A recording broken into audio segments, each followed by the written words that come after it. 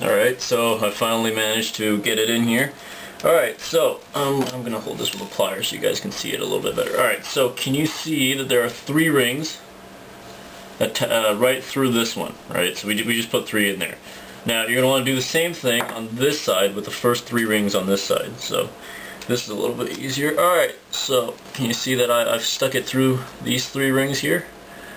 Alright, it's a little bit hard to see, I know, but basically you just want 3 from this side, 3 from that side. And it's also important that you're going to go in the direction of the middle rings on both of these lines, right? So you see the middle rings on both of these lines are kind of slanting towards me, towards this way, like that and like that. So for here, you're going to also want to place it so that after you close it, it's going to look exactly like those two. So it's going to slant this way. Alright. I don't think you can actually get it wrong, but I guess you could be creative and get it wrong. So what I did was I went down through these 3, and then up through these 3. Right. So now what we end up with is an open ring here with 6 through it. So what you're going to do is you're just going to close this one,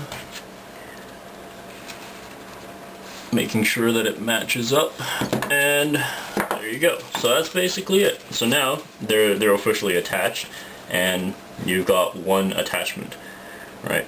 So basically, I tend to like to go this way with the 2 lines facing me, but it doesn't really matter, however you want to go. You're just going to repeat basically everything that you just did. Now it gets a little bit trickier because now you don't really have the advantage of them being separate, and you got to stick it underneath and all that. So you just be patient. It's an acquired skill, but it's the same thing. You're just going to want 3 rings from this side and 3 rings from this side.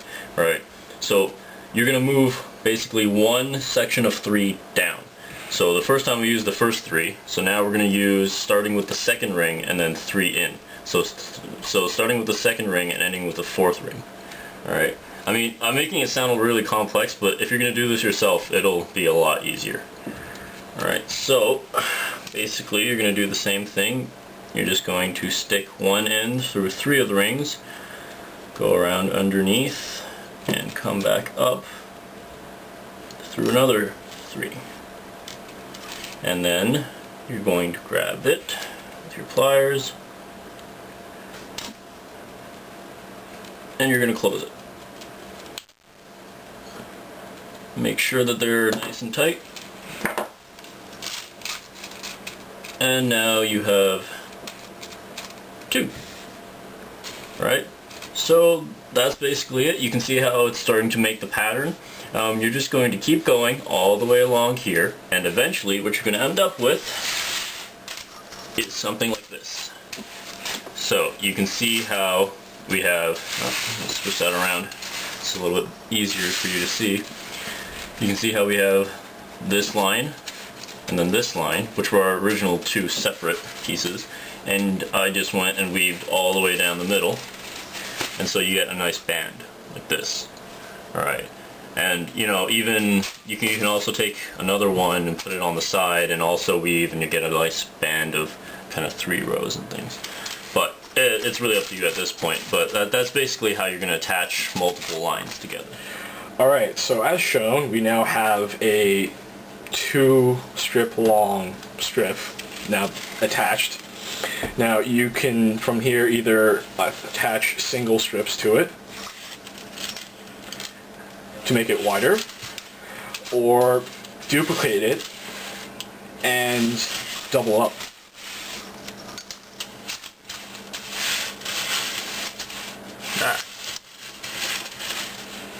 Now if you're making a belt or a bracelet or something, you probably want to stop here or sometime beforehand. But if you're like us and are making a chainmail shirt, then you'll want to continue making it wider and longer until you get something like this. Now this is a nice sheet of chainmail. Keep in mind it's not close to what we need to actually make a full shirt, but it's starting to get there. Also doubles as a very nice anti-thermal blanket. It will dissipate your body heat into the wilderness in less than 2 minutes. Alright, so lastly, we're going to talk about our supplier for the metal. It's a website called theringlord.com. They sell pretty much everything you can think about relating to chainmail, such as coils of wires, uncut. We actually bought a box of 3 spools of the 16 gauge bright aluminum, but they have different metals such as brass, bronze, steel, copper. They have colored wire as well for people who want to have special colors. They're usually anodized aluminum or enamel painted. They also sell ready-made things like jewelry and other things. They even have silver, which is going to be expensive. They also sell full-blown pre-made metal chainmail shirts, but they're going to be pretty expensive, and we didn't really look at it because we knew it wasn't in our price range.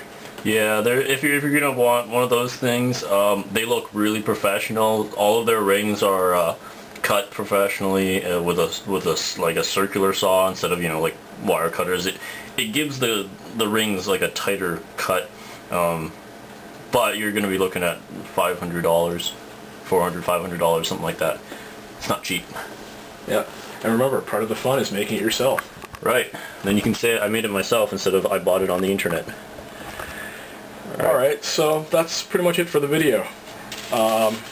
We're just gonna we'll put the website down here, and then that's basically it. If you guys have any questions or anything, feel free to send this YouTube account some messages, and we may or may not get back to you. We probably will.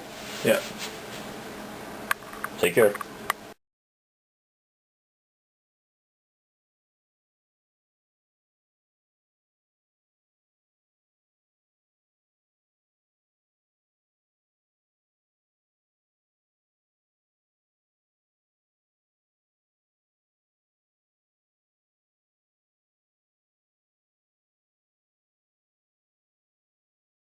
Take the first 3 rings.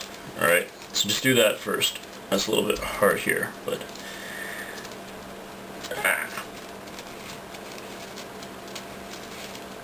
oh crap. Okay, you want to start over? Because no, that's not how this works. It is now. No, it's not. Yes, it is. No. Yes, it is. No. Okay. We cut all that, by the way. Sure.